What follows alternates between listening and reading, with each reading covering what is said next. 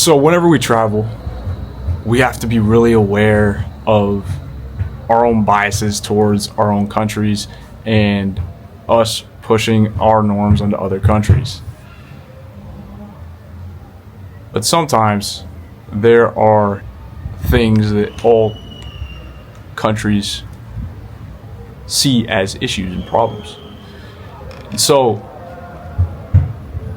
today I want to talk about a problem that I found in Algeria, and that a lot of the population here recognizes a problem as well, but they aren't quite angry enough and vocal enough about this issue to the point where the government has taken any notice, to the point where they're going to say, like, okay, we got to make a change.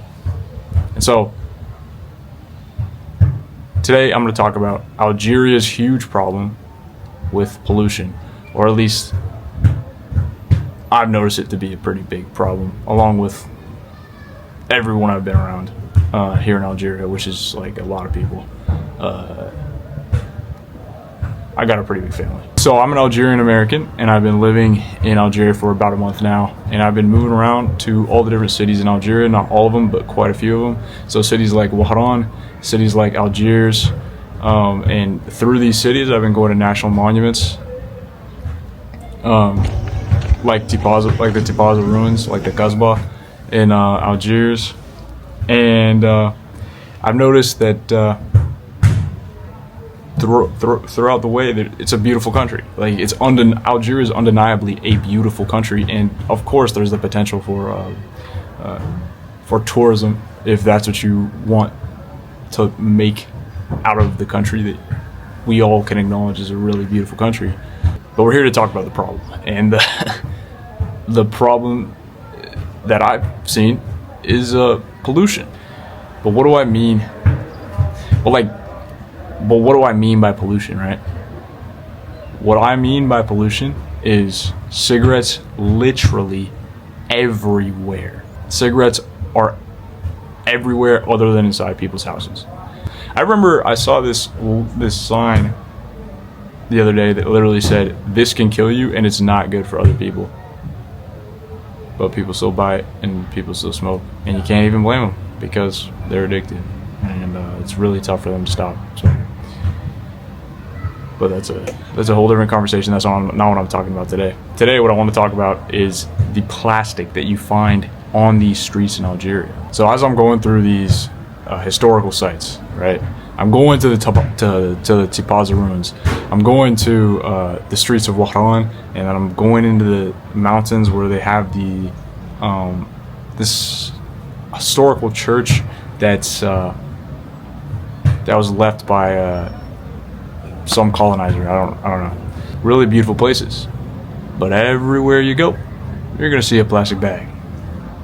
You're gonna see a bottle. You're gonna see a cigarette butt, for sure. These are national landmarks. These are historical sites. The Tipaza ruins. They're Roman ruins that have been here forever. For a very long time, right? But the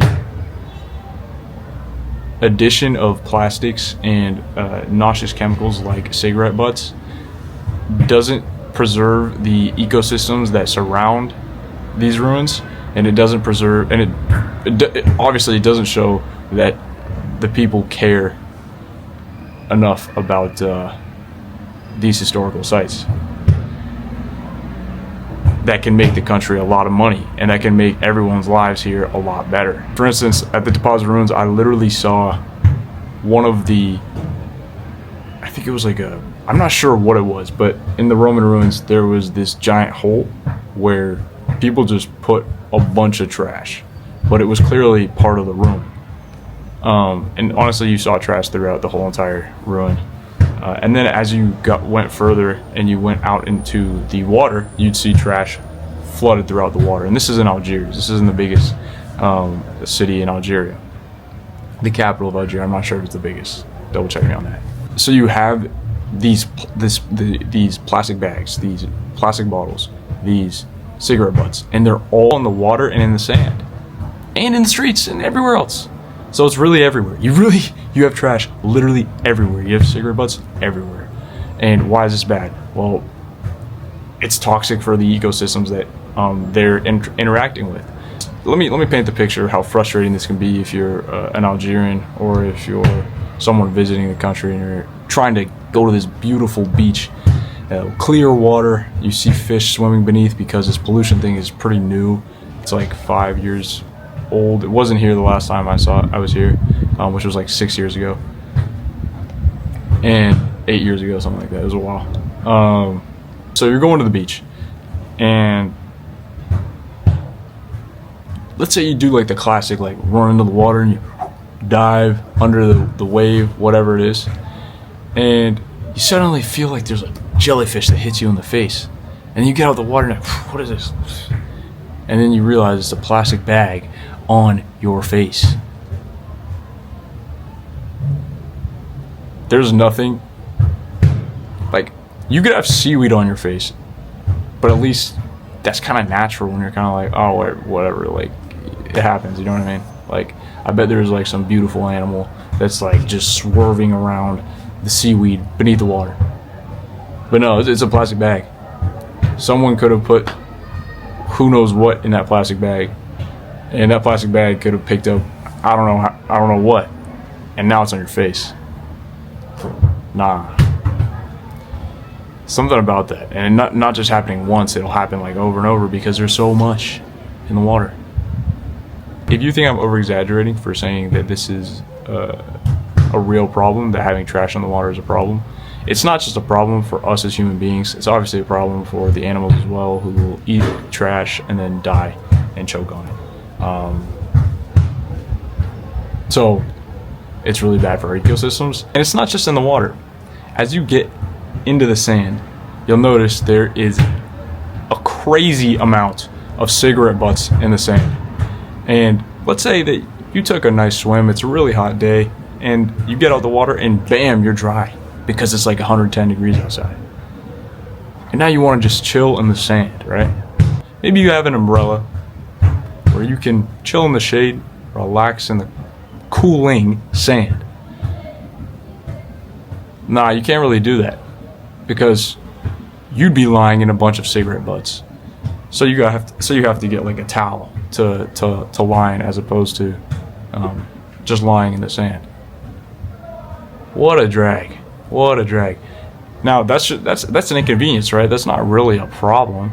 Like, it's not actually dangerous. These kids who are running all over these beaches during the summer can easily eat these cigarette butts, and yeah, if you don't think that's a possibility, you haven't been around little kids at all. So I don't know what to say. That's a real possibility. The leaving of these cigarettes everywhere, and the leaving of these plastic bags in front of the plants, in front of the crops that people are growing, is bad for them, bad for their yield, bad for the actual production of agriculture and food that people literally live off of. And it's everywhere. It's actually everywhere. When there is no place for these people to put their trash, they will leave it outside of their house, or they will take it and go dump it into a space where a bunch of wildlife can grow. Obviously they're going to try and avoid doing that, but when there's no more space to move the trash, they just put it into that wildlife space. So you're decreasing the yield of these plants by having all these noxious chemicals, the cigarettes, the plastics.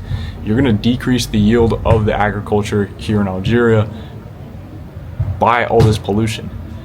So another huge problem that the government should be dealing with. This leads me to the second huge problem, which is a hygienic one, and one that's pretty noticeable when you're here and doesn't sound like that big of a problem, but dang it, it is, man. It is.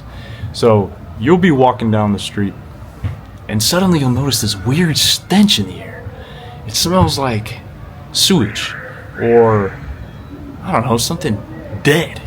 And then you realize someone left their 5-day-old food out, and it's a bag of someone's waste that's been left outside. Because guess what? There doesn't seem to be any system that's picking up this trash and bringing it to the landfill. So you got an issue here, obviously.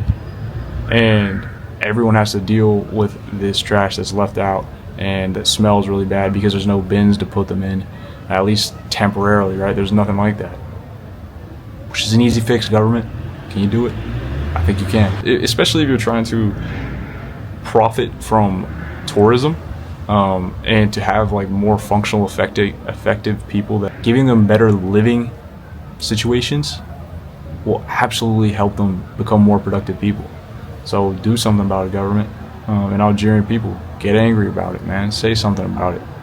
So now you have a bunch of plastic that's building up. It's out on the streets. When it's out on the streets, sometimes it gets picked up. People don't want it in front of their houses. They'll go move it to somewhere else. It's filling up around the nature. But sometimes it gets to be too much. Sometimes people are like, well, actually, I can't have my agriculture, right? So I got to put it somewhere else. What am I going to do with all this trash? Where is it? What's happening to it? Is it just building up in people's, in like the wildlife and in people's living spaces? Well, sometimes when there's too much of this trash, you will occasionally see, especially if you're on the highway, you'll occasionally pass a giant burning patch of plastic. That's not a good thing. Burning plastic is very bad for our atmosphere, releasing a bunch of nasty chemicals, all polluting our atmosphere, and a bunch of other toxins, all polluting our atmosphere. So we got a real issue with no solution for where to put this plastic. It's sometimes just burnt where it is and let evaporate into the atmosphere. There's also carbon monoxide, by the way, that's being released by those plastics, which is very toxic. It can kill you in high dosages. It will kill you in high dosages. Some people commit suicide to carbon monoxide. Have you ever heard of carbon monoxide poisoning? So there's a real issue. Just to clarify, there is no person that I've talked to here in Algeria that actually thinks this is okay, that thinks that this is like a good way for them to live. But it's not really seen as a serious problem either. It's kind of put to the side, a problem for tomorrow, you know? Because right now, the short-term band-aid solution is to say, I have trash, I can throw it onto the street. I have trash, I can throw it in the ocean. I'm smoking a cigarette, I don't really know where to put it because there's no trash cans outside, so I'm gonna throw it onto the street and put it out. It's okay, it's not gonna burn anybody, right? That's cool. And so this short-term band-aid solution works in the short term. I don't want the trash building in my house, I can just put it outside. I don't want to put it outside, but there's nowhere else for me to put it. So there's no bin, there's no landfill. What am I going to do with it, right? There's no way I'm going to let it impede on my living space and give me less living space. It's out of here. Bottom line, Algerians have to express their frustration with the situation that all Algerians find themselves in. Those that live in Algeria. I am privileged enough to not even be living, have full residency here. I live with my family here, alhamdulillah. But for them and for all the other Algerians that live here, it's a real problem to have to deal with this plastic every single day. But it's a problem that a lot of them can adapt to. A problem that we can forget about in the short term. But in the long term can have really detrimental effects both to our ecosystems and to the entire planet. And so I think it's not just a problem for Algerians, but it's a problem for all countries. And we should consider other countries that are struggling with these same pollution issues, with this a dysfunctional, really what should be a pretty easy fix, providing people with plastic, with recycling bins, composting bins and trash bins so that people can handle waste effectively, so that we don't end up in a situation where ecosystems are dying and our agriculture yields are decreasing. And if you enjoy more videos like this, or you want me to do more research into how this started, into how, like, because it wasn't always like this, right? There wasn't trash always around Algeria in our streets and all that. If you want me to do more research on this specific subject, all you have to do is make this video do well. All you have to do is share this to your friends and share this to other Algerians. Share this to whoever wants to hear it. Maybe I'm not the person to do this, and that's totally fine with me. But if I am, then share it to other people, and maybe I'll be that person. Maybe I won't. We'll see. Peace.